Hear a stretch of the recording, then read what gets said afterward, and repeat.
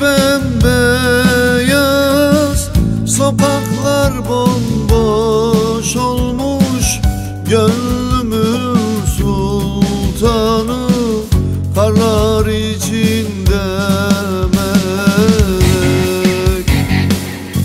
Kar yağmış bembeyaz, sokaklar bomboş olmuş.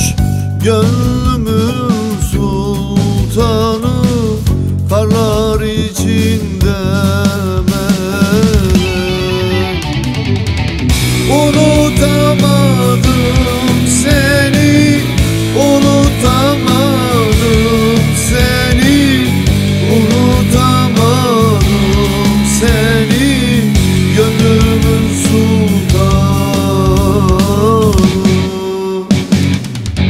Unutamadım seni, unutamadım seni, unutamadım seni, gönlümün sultanı.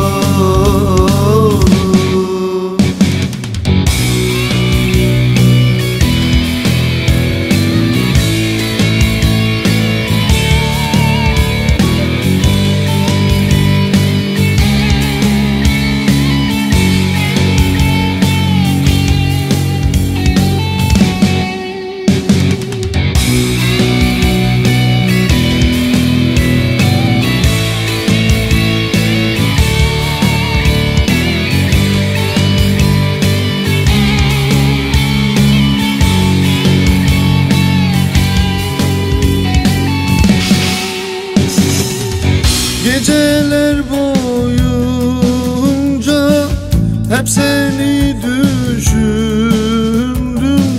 Aklımın firarisi, gönlümün göçmen kızı. Geceler boyunca hep seni düşündüm. Aklımın firarisi, gönlümün göçmen kızı. Unutamadım seni, unutamadım seni, unutamadım seni, gönlüm